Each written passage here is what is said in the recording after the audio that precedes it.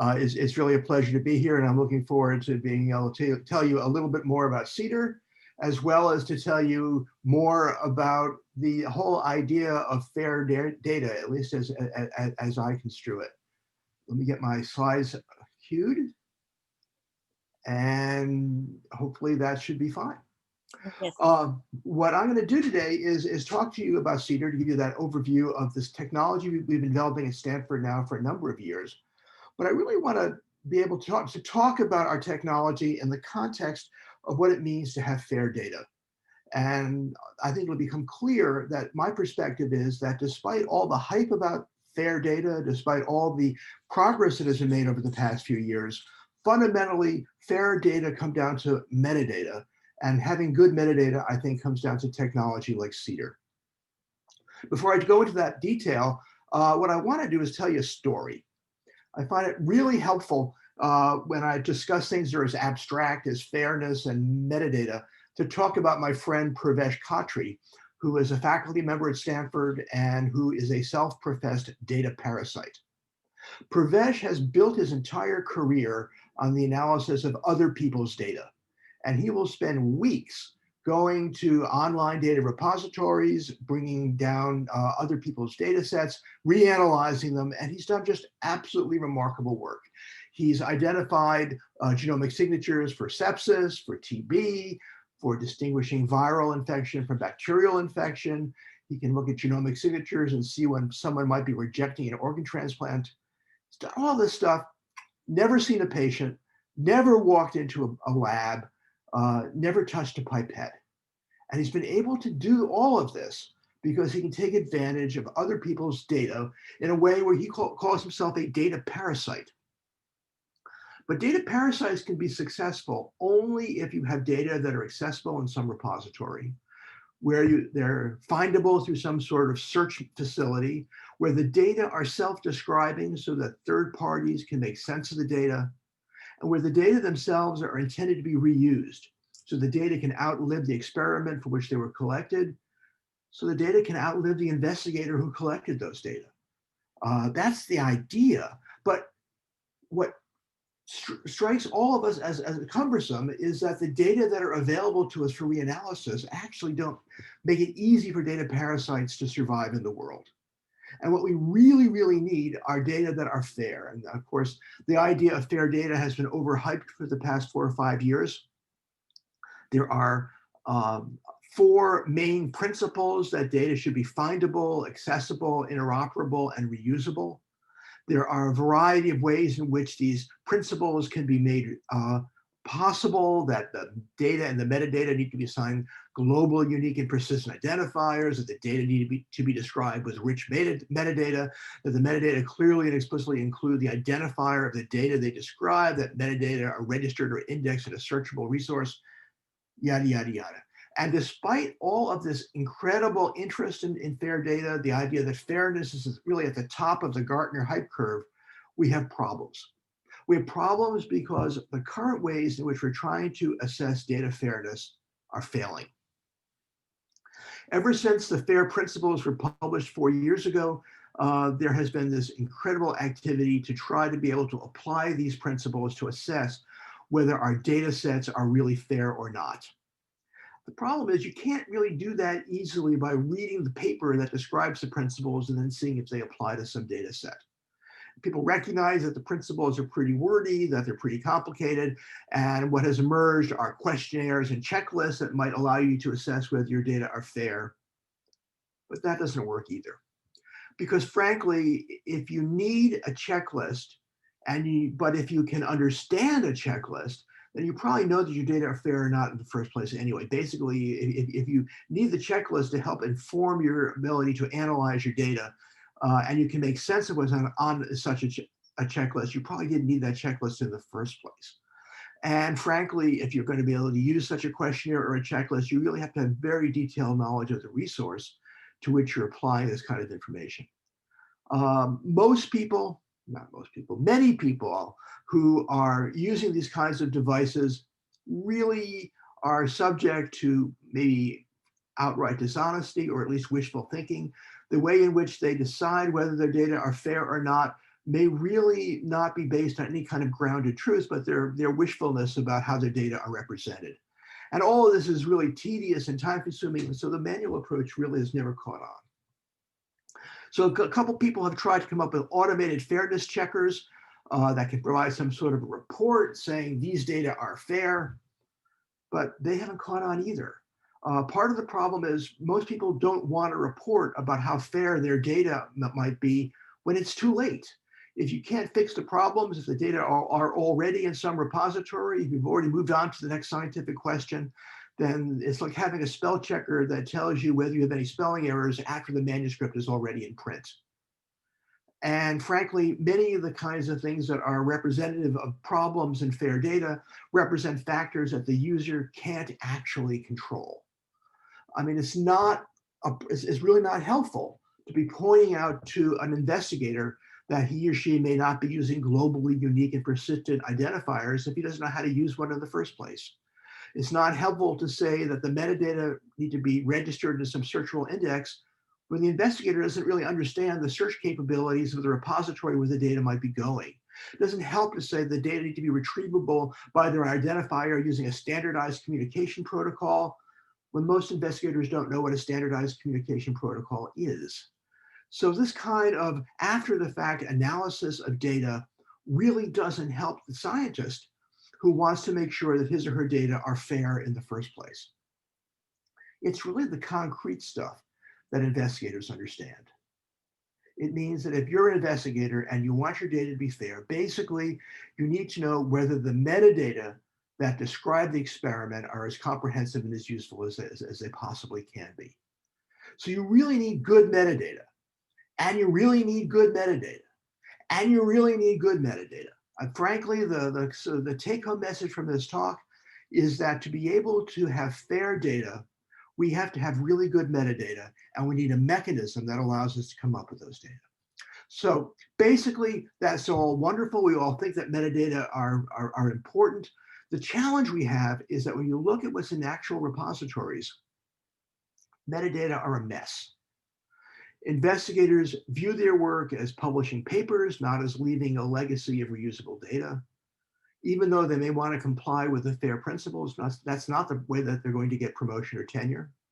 Sponsors or management, in the case of industrial studies, may require data sharing, but they don't encourage the use of research funds to pay for it. They may, at the very best, allow the use of research funds to pay for it, as the new NIH data sharing policy suggests, but it's not mandatory by any means. And there's no set guidelines as to what investigators should do.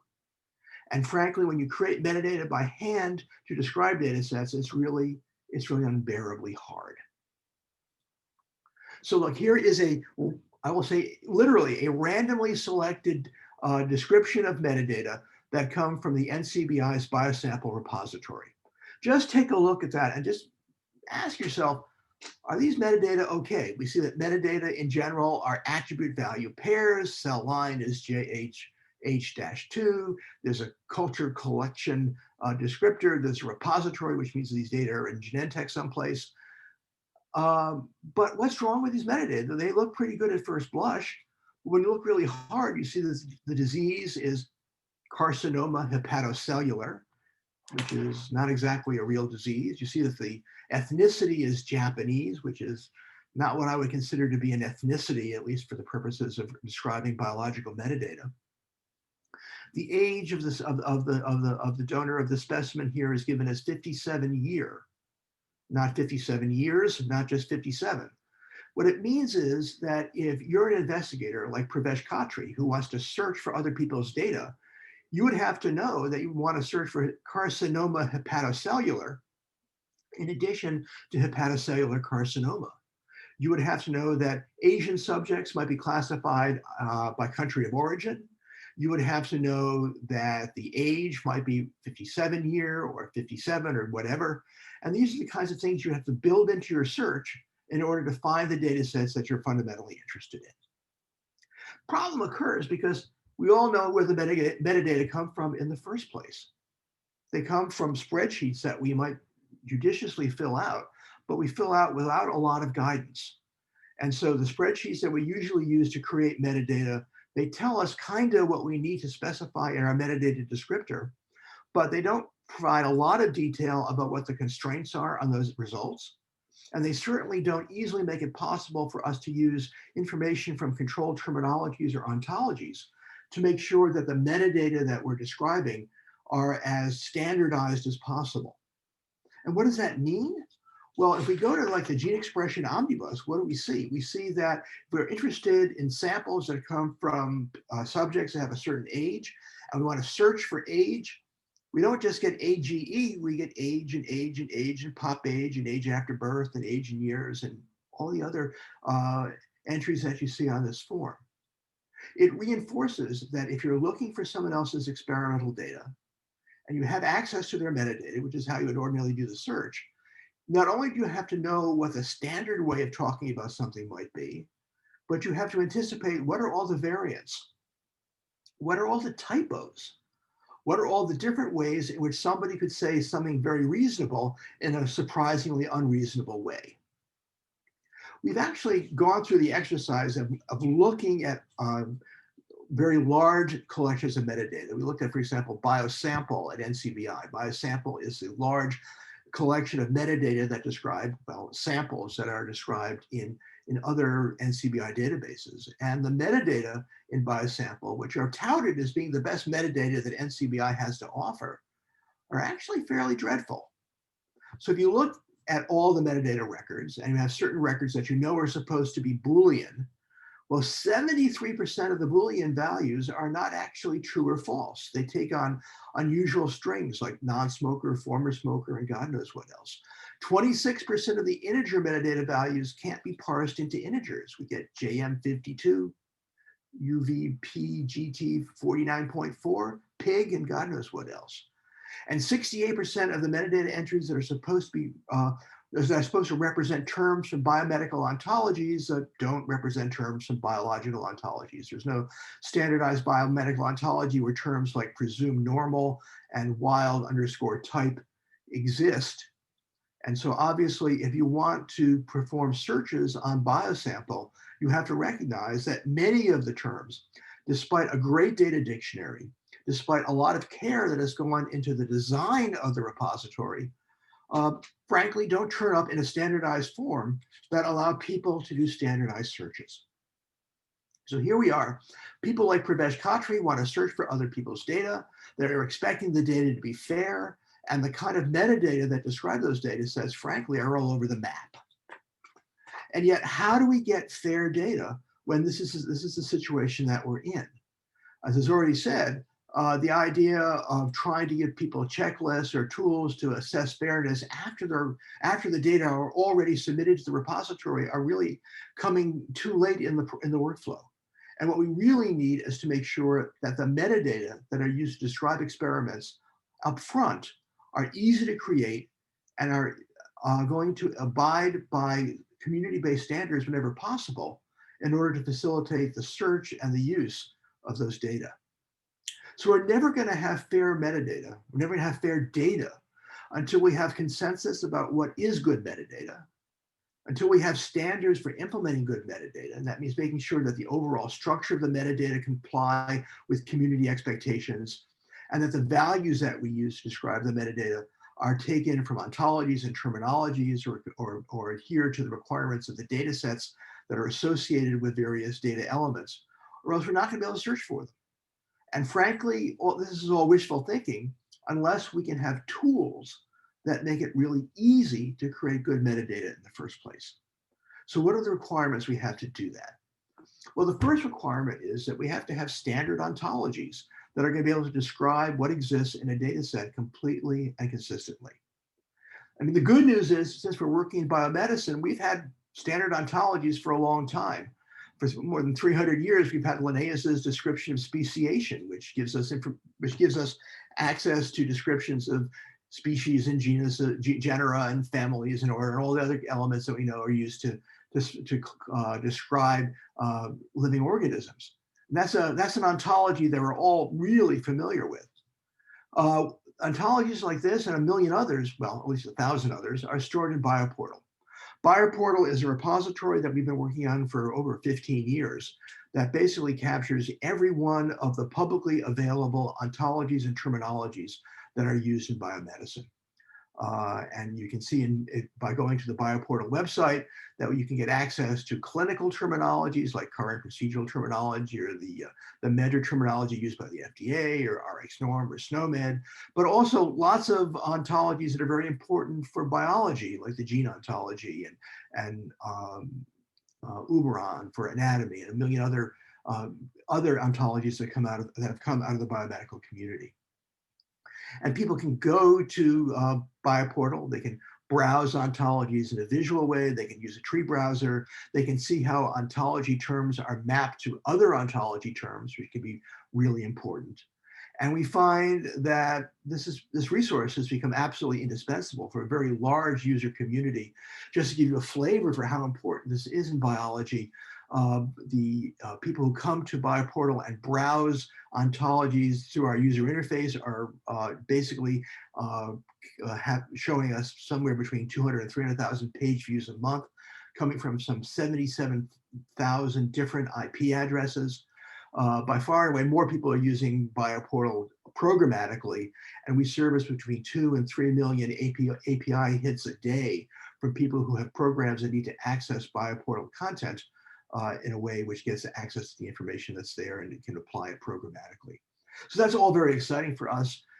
It shows that we can actually collect all this information and that biomedical ontologies and terminologies are obviously very important.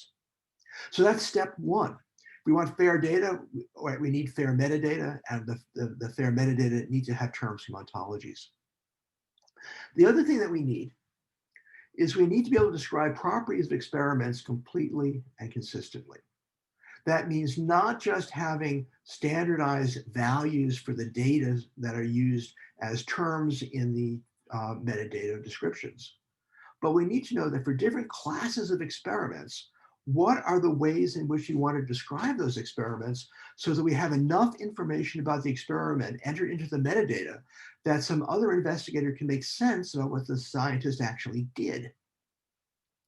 All this kind of came to a head about 20 years ago when the microarray community was blossoming and people recognized that we couldn't obviously put the information on 25,000 genes in a paper description of some experiment in a journal.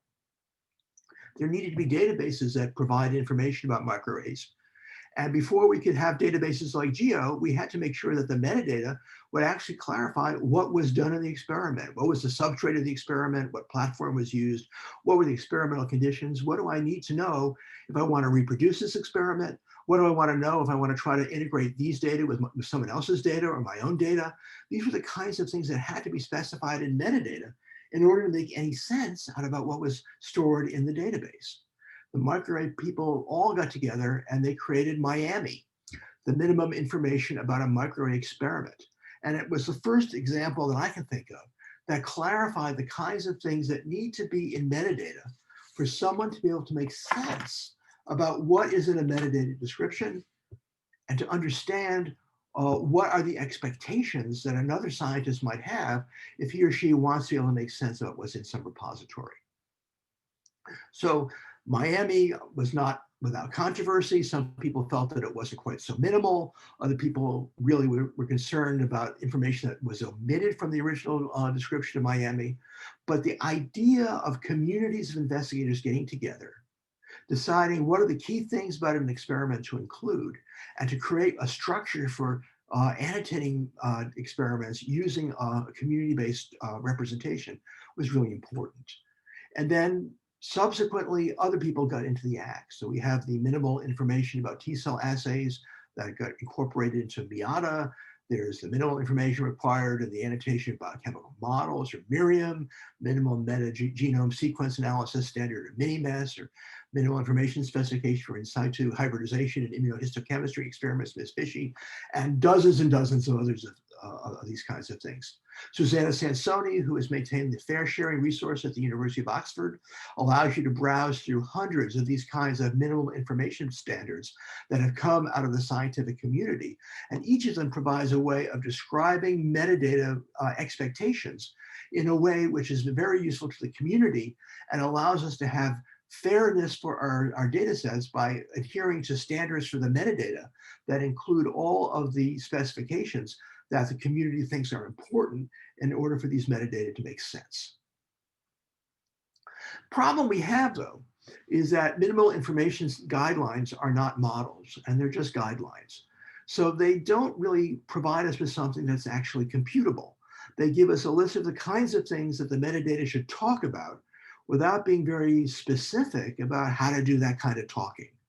So for example, MIAME and other kinds of minimal information standards specify only the kinds of things that investigators should include in their metadata, not exactly what those things are, and they don't actually provide a controlled terminology for the ways in which those things might be enumerated.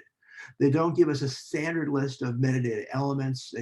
They don't provide data types for valid metadata entries. They say these things are the things that need to be discussed without saying how they should be discussed. And so there's actually a fair amount of work required if we want to take a minimal information model like MIAME and turn it into something that a computer can actually use in order to automate the acquisition of metadata in accordance with that model, in order to give us a standard, coherent way of talking about some biomedical experiment. So really, if we want to make sense of metadata, we need computer-based standards that will tell us what we want to say about experimental data. We need standards for the kind of language in which we want to say those things. And we need standards for how we want to structure the metadata into a set of canonical pieces of information that will be used to describe all experiments of that particular kind. And frankly, we need tools that make it easy to apply those standards. And I'll talk about CEDAR in a moment as a candidate. And we also need a scientific culture that values fairness, that values making experimental data accessible to others. That last bullet's important. It's not one that we can automate, but actually having that culture is just as important as all the technology that we could possibly build. So our last requirement then is to make it palatable to describe experiments completely and consistently. What that means is we can't just have fair metrics. We can't just have tools that might tell us whether we've met the fair metrics. Basically, we need good tools up front that make it easy to create the good metadata that we need in order to have our data sets fair in the first place. And that's where CEDAR comes in. CEDAR is a system that we've been building at Stanford for the past 5 years or so that we believe makes it really easy to take the kinds of metadata standards that are coming out of the community, the kinds of ontologies that we collect in BioPortal, and to make it really easy to apply those metadata standards to new data sets so that those data sets are fair. And what CEDAR looks like is, if you will, in this cartoon, is a set of 3 different components. In the leftmost part of this diagram, we see the ability to author metadata templates. So CEDAR allows us to take community-based standards like MIAME and to turn them into templates for capturing metadata that are compliant with that particular standard. The middle panel shows the component of CEDAR that allows us to take a template out of our library of templates and to fill it in so that we use that template to describe the data that are the metadata that are necessary to describe the particular data sets that we want to archive. And ultimately, CEDAR then allows us to take the metadata and the data set that is presumably on our desktop and upload it to whatever repository is important to us. Another element of CEDAR, which I'll talk about in a bit, in the rightmost panel here, is a cache of all the metadata that we have entered through CEDAR. So one of the things that CEDAR does is not only to allow us to have a library of metadata templates and the ability to fill in a template, but because it has cached all the previously entered metadata that have come through CEDAR, we can learn patterns in those metadata. And when we're filling in a new template, we can take advantage of the patterns that we've learned previously, and we can facilitate the entry of new metadata. So we can hopefully make the whole task of creating metadata much less burdensome than it would be otherwise, because we can take advantage of what we already know about patterns in existing metadata. That's what it kind of looks like in this cartoon. Let me just lead you through what the forms in CEDAR look like so you get a sense for what it all looks like and how it all comes together. Well, when you go into CEDAR, what you get is a library of metadata templates. And not only is this, in this case, your personal library with templates for geo or biocaddy data, biosample human, the human data that we might put into the biosample repository at NCBI and so on. But we can, if we want, share these data sets with our friends or basically the entire CEDAR community.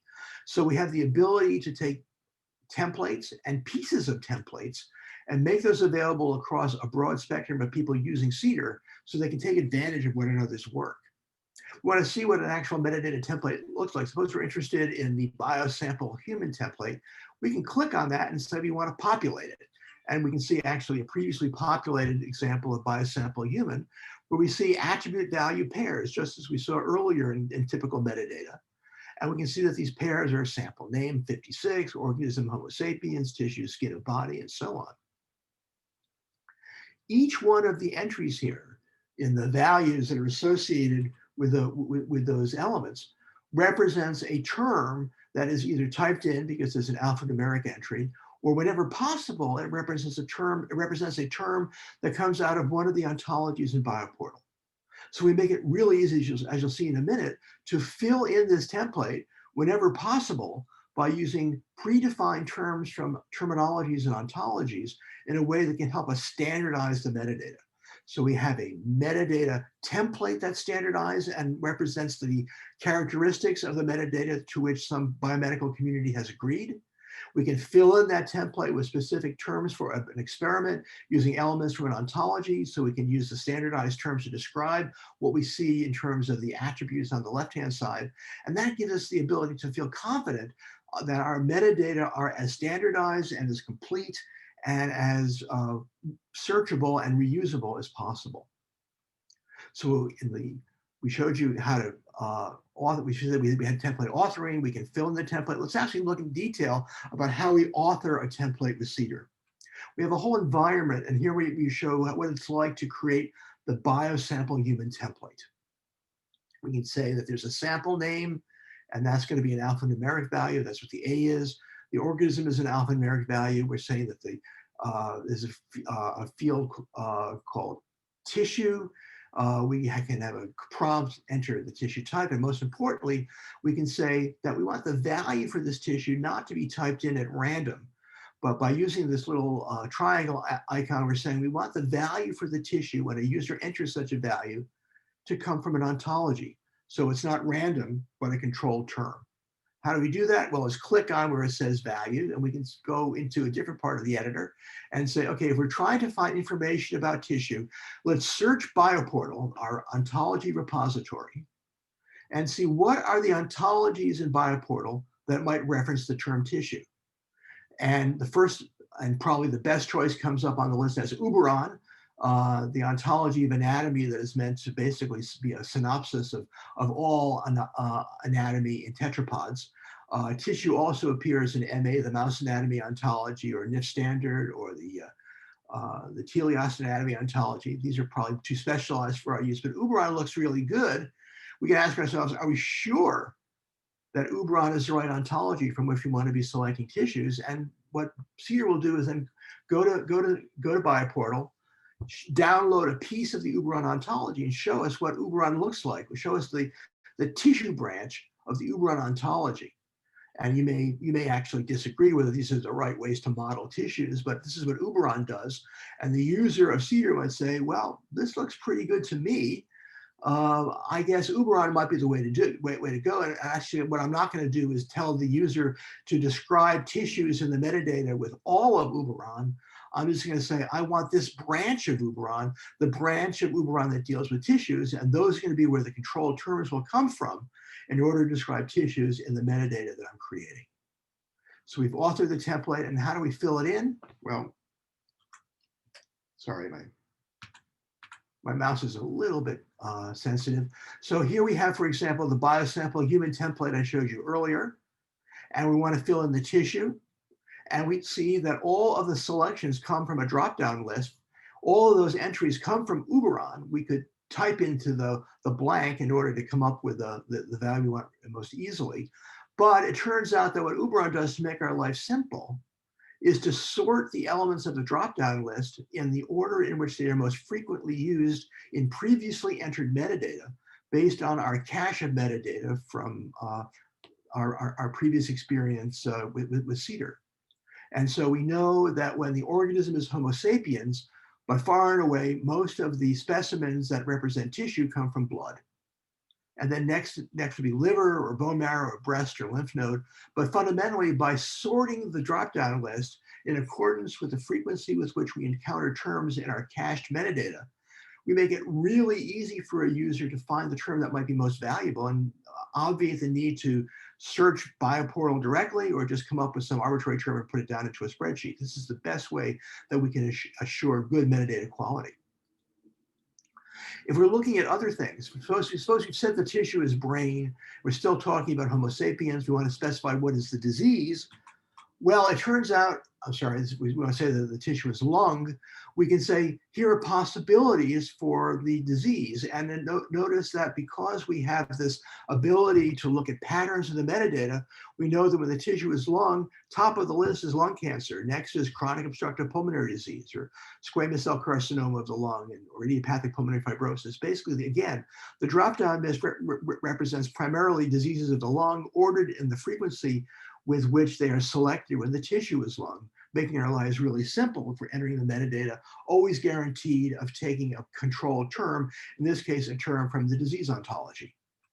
And then this, we said the tissue is brain, we get a different ordering of the terms in the drop-down list. Top of the list is Parkinson's disease, next is CNS lymphoma. Basically, we're in a situation where we can take advantage of our previously entered metadata, and we can tailor our drop-downs to lists that are most tailored to what we already have entered into our current metadata. We can do predictive data entry and a lot of things that make this a lot easier than just filling out a spreadsheet. We just take a pause and say, what you've seen is I think, a really flexible user interface that has gotten a lot of play. But it's important to emphasize that what you saw is not a hard-coded UI. All of the semantic components in our user interface in CEDAR, all the template elements, the templates, all the ontologies, value sets, all of those are managed as first-class entities. I can go to BioPortal, I can browse all the ontologies and all the value sets. I can go to the CEDAR library, I can browse all the templates and the template elements. And all those user interface elements from the drop-down menus and everything else are not hard-coded, but they're generated on the fly from CEDAR semantic content. So if I specify that I want to use BioSample human as the template for entering metadata in CEDAR, I don't have to have a predefined user interface for acquiring information about BioSample human. All I need to do is get the template out of the library programmatically, and I can generate the user interface that I need that allows me to fill in that template very simply, because everything that I need exists as a semantic element from which I can generate the user interface's outline, I can generate the drop-down list, I can generate basically everything. CEDAR is not a monolithic application, but a series of small components that fit together, all of which have their own well-defined APIs.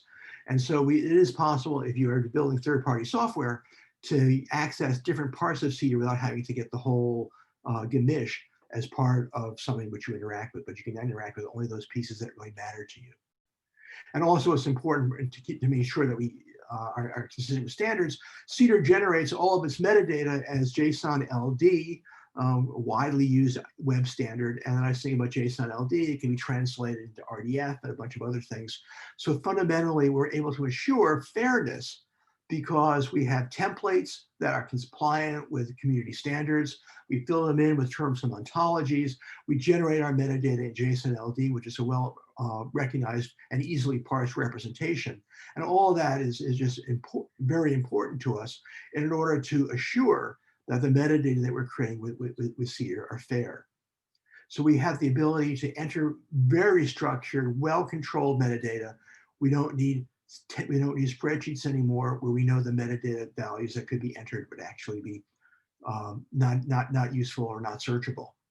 We don't end up in situations as we do in Geo, where there are a million ways to specify the same thing inaccurately, but we can fundamentally take advantage of the drop-down lists and the ontologies that are made clear to us through CEDAR in order to make sure that all of our entries are going to be compliant with the kinds of standards that are most important to us in order to assure that our data sets are fair. In the past few years, we've had lots of groups who have come to us asking to use CEDAR, many of whom are using it specifically because they want their data to be fair.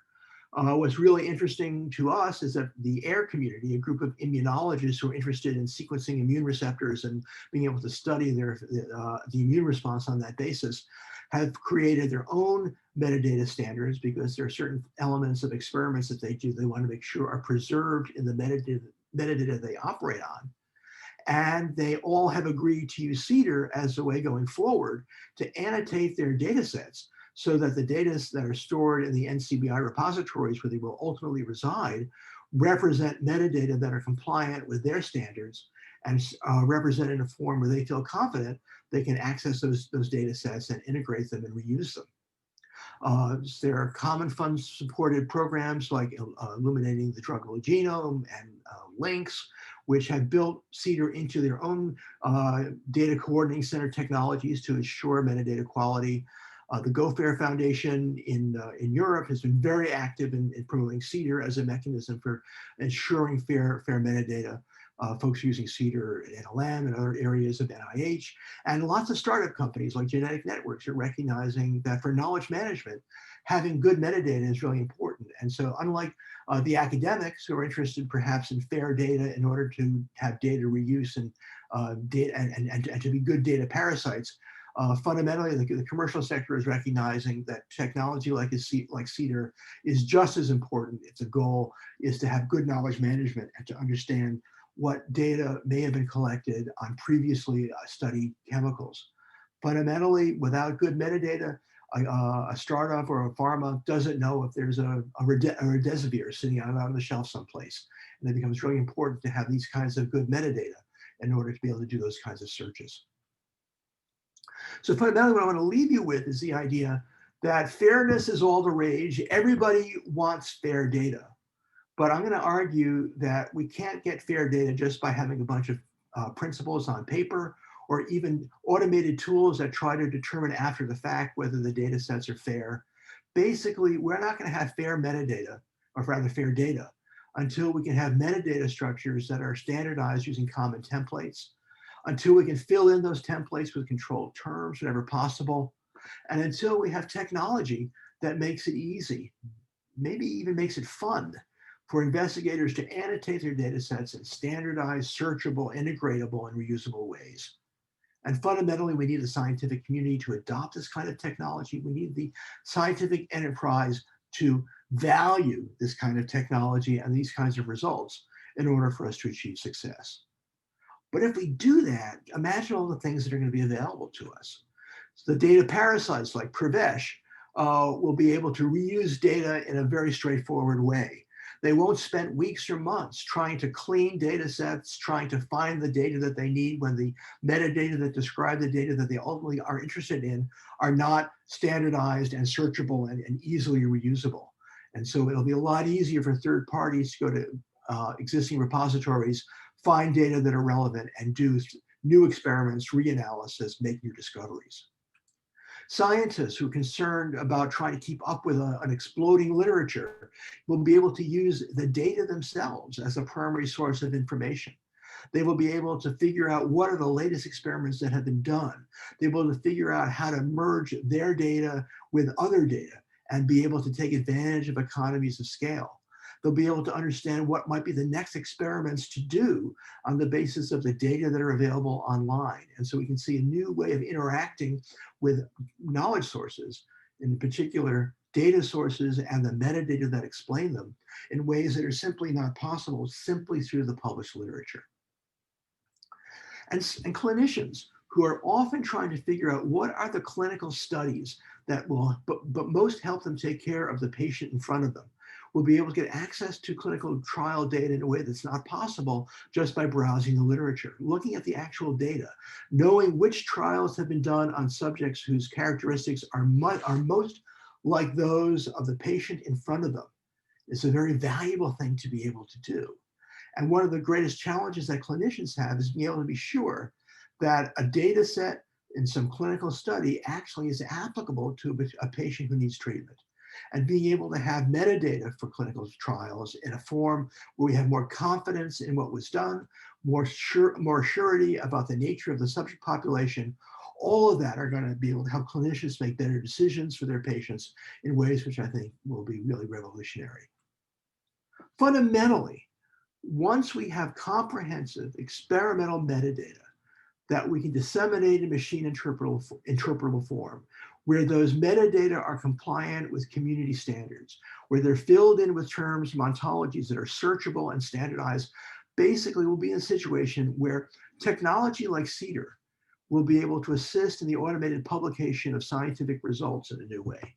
Right now, we kind of view our online data as being augmentations of the published literature. We view them as separate from the published literature. I think ultimately we're going to move to a state where what matters to us is what's in the data set, where we will have metadata that will tell us why the experiment was done, that will tell us what we can learn from the way the experiment was performed. And all these metadata will not be in prose, but will be in a machine interpretable form. And once we begin to start publishing as metadata rather than publishing as PDF, we'll be in a situation where intelligent agents can actually go out there for us, can read the literature for us, knowing that the literature is all in machine understandable form.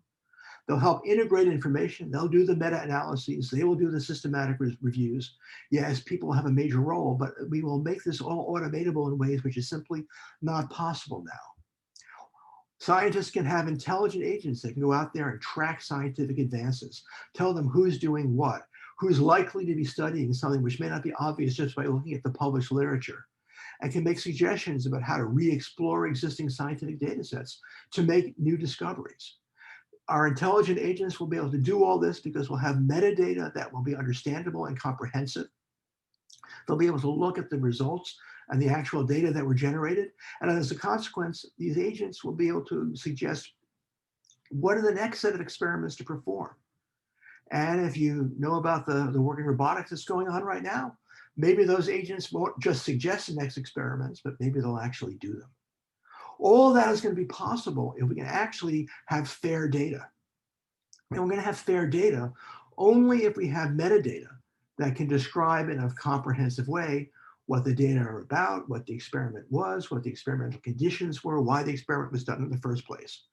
And what makes me very excited is that technology like CEDAR is capable of representing those metadata and acquiring those metadata in a relatively straightforward way. And our team at Stanford is really eager to collaborate with anyone who may have a problem in data management, who thinks that this kind of technology can make their data more accessible and in fact can make their data more fair.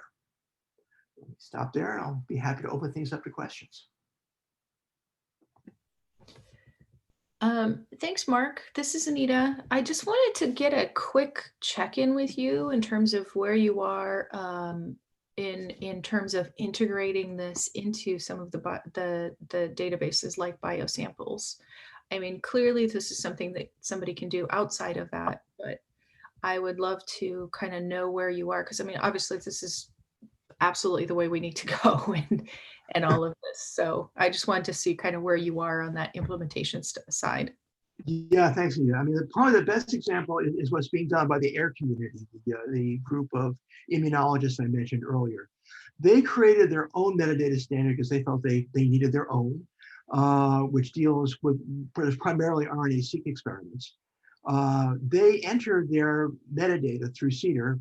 They push one button and CEDAR will automatically take the metadata that they've entered there and upload it into BioProject, BioSample, and SRA. And it just happens automatically. That's one group. And obviously they don't do all that many experiments, but it's a start. And we're interested in seeing that happen.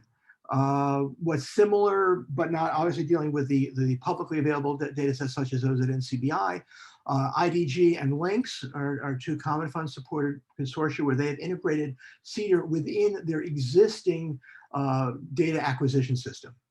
And so users will enter metadata through CEDAR there, push a button, and the metadata go to their DCC where they're stored locally. I mean, I guess ultimately there may be a desire to put those into more publicly accessible data sets, but not quite yet. Okay, great, thanks. Hi, Mark, Marianne. So I was just right before your webinar, I was in a teaching course where I was talking about FAIR data with a group of students. And one of their questions was, well, where can I go for these identifiers? And I said, BioPortal, of course, is where you go. But there were two questions that I thought were very interesting. One, again, the researcher was asking, well, what can I do to improve FAIR data for myself when given how much time and energy it takes? And so I'm wondering if you have evidence of individual labs that are not part of large projects adopting CEDAR for use in their individual laboratory. That's a great question, Marianne. There are about 1,000 people who are registered as CEDAR users. So that's more people than exist in these large consortia that I've mentioned. Mm-hmm. And frankly, I'm not sure I know what they're doing. And our privacy policies don't allow us to find out exactly what they're doing. Right. But so certainly there's some attraction there. And I think what we really need to do are the kinds of studies where people would allow us to get more information about what their experimental results are and what they're doing scientifically in order to get a better feeling on that. That would really require more of an anthropological study, and that we currently don't have resources to do, but we'd love to be able to do it because it would probably tell us an awful lot. Mm-hmm. Because I do really think that tools inside the laboratory, I said, look, focus on good data management flow, focus on good documentation, because that will allow you to turn data into FAIR data later. But then someone said, well, what are the best tools? And I was like, I think that they're still coming. But I hadn't in all truth thought of CEDAR because I'd always thought of it as a project level, but I may add that to my repertoire. The second comment somebody made is it always better to have structured metadata, or are there times when unstructured metadata is in fact better? And I answered that. I know how I answered it, but I'm just curious what you say to people about this, because structuring metadata, of course, takes a lot of time and effort in many cases. And you repeatedly in your talk said, and the data parasites need that, but that's not really a motivation for the individual. No. I mean, well, there's a longer conversation we had about data citation and how to make, yes, exactly. make it advantageous for data parasites to find you. Right. But I think, frankly, I believe in structure. Mm-hmm. I believe in structure because I have seen how hard it is for data parasites to be able to find the data they need when it doesn't exist in a structured form. And I've seen, well, I don't see Pravesh, but I see his graduate students spending weeks manually looking through data from NCBI repositories, which just seems like a really stupid way for a graduate student to spend his or her time. I'm sorry if I've offended any graduate students who are listening in right now. But it's not a good idea. And frankly, if you make your metadata structured, you're doing a lot of work up front that frankly allows you to understand your experiment in much better terms. Usually, if you can't structure your metadata well up front, it means that your experiment is actually not well structured either. And so I think there's a strong corollary between being able to invest the time to understand how to define the characteristics of your experiment in terms of metadata, and making sure that your experiment itself is reproducible. And so I think from the perspective of people who care about rigor and reproducibility, structure is really key, because as soon as you have something which doesn't conform with any kind of standard, well, it doesn't conform with any kind of standard, either for the outside community or for your own use. I think it really came up in the context of things, because we know that there are domains that simply don't lend themselves well to ontology. And my basic answer is use structured data where you can, and when you can't, we'll figure out what to do later. Yeah, but especially in the term, cognitive assessments, these types of things have traditionally been extremely difficult to quantify, not the tests themselves, but what they purport to actually measure and what does load mean? As somebody said in cognitive, it means many things to many people. And right. But Mariana, I'll disagree with you. I don't think there are structured domains and unstructured domains. I think there are domains to which people have applied structure. And yeah, that's what I meant. We haven't gotten there yet, but I also do think at some point you hand over to sort of data operations when you start dealing with statistical phenomena and other types of things, and that there's a place for both in this world. Right, right. And at some point, people will always have to have free text in their metadata, for sure. Mm-hmm. But if we want to be able to search for experiments that are done under certain conditions, we want to have that information structured. And frankly, I believe that all that structure belongs in the metadata because the method sections of the journal papers are getting shorter and shorter, and the font is getting smaller and smaller. Exactly. Yeah. And being able to put that information in the machine processable metadata file makes a lot of sense to me.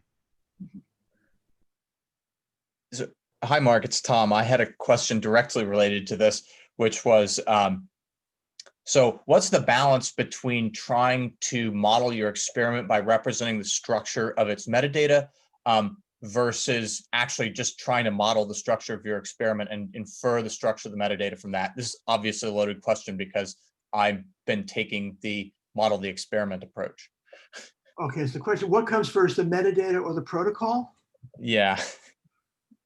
Like what comes first, the music or the lyrics? Yes. I mean, they're obviously highly dependent. So, I think most of the time investigators are dealing with protocols that they've already developed or refined or learned in graduate school. And so the protocol probably does come first and the metadata then follow. But they're obviously interdependent, and there's a lot that's in metadata that actually don't tell you what the process of the experiment is. And I think one of the things that I'm very interested in thinking about is being able to have formal metadata that will include the structure of the experiment in a machine understandable way. Imagine if you could have metadata that were commonly used that might include an experiment description using, say, protocols.io, or some other mechanism by which you describe the experiment that you're doing. So there's an awfully big win there. It means, and when we think about rigor and reproducibility, being able to have the experimental protocol represented in a way that is incorporated within the metadata allows you to easily reproduce somebody else's experiment, often by just pushing a button. I'm not sure that's exactly answering your question, but I think there's a lot of interdependency, and I think that there's a really great opportunity to incorporate protocols within metadata, and frankly, have them develop metadata that can inform protocols. No, that's perfect. That's exactly the answer I was looking for. Thank you. Okay.